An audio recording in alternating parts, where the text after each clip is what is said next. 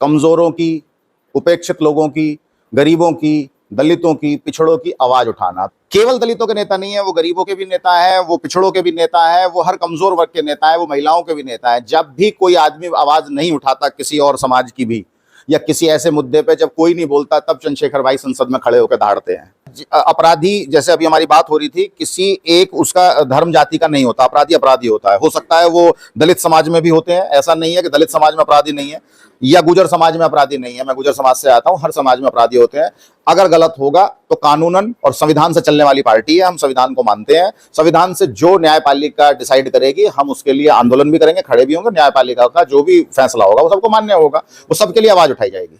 जो काम यहाँ नहीं हो रहे, लोगों की आवाज नहीं जो है दबाई जा रही है, लोगों की कमजोर वर्ग को दबाया जा रहा है या नहीं सुनी जा रही है, सुनवाई नहीं हो रही है, उसके लिए मैं जो है इस पार्टी में जुड़ा हूं।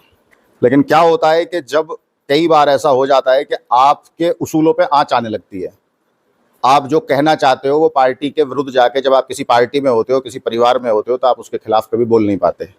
मर्यादाओं में आपको रहना पड़ता है, और अपनी मर्यादाओं में रहने के कारण आपको अपना कॉम्प्रोमाइज़ करना पड़ता है।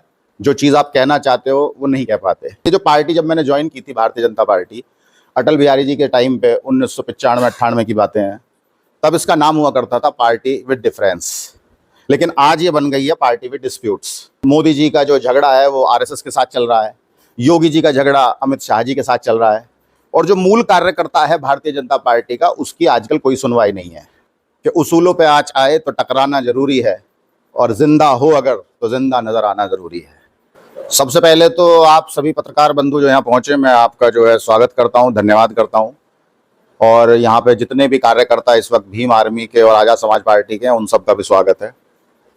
जैसा आप सब जानते हैं, आपके मन में सवाल होंगे कि क्यों भारतीय जनता पार्टी छोड़ के आज़ाद समाज पार्टी ज्वाइन की, इसीलिए आप आए हैं, ये सवाल आप जानना चाहते होंगे। तो मैं आपको पूरी जो है अपनी बताता हूँ सारी चीज़ें विस्तार से। क्या है कि मैं भारतीय जनता पार्टी के साथ पिछले 30 सालों से जुड़ा रहा। भारतीय जनता पार्टी मेरा परिवार रहा है। लेकिन क्या होता है कि जब कई बार ऐसा हो जाता है कि आपके उसूलों पे आंच आने लगती है, आप जो कहना चाहते हो वो पार्टी के विरुद्ध जाके, जब आप किसी पार्टी में होते हो, किसी परिवार में होते हो, तो आप उसके खिलाफ कभी बोल नहीं पाते। मर्यादाओं में आपको रहना पड़ता है, और अपनी मर्यादाओं में रहने के कारण आपको अपना कॉम्प्रोमाइज़ करना पड़ता है। जो चीज़ आप कहना चाहते हो वो नहीं कह पाते। जैसे कि ये जो पार्टी जब मैंने ज्वाइन की थी, भारतीय जनता पार्टी, अटल बिहारी जी के टाइम पे 1995-98 की बातें हैं, तब इसका नाम हुआ करता था पार्टी विद डिफरेंस। लेकिन आज ये बन गई है party with disputes. Party with disputes क्यों?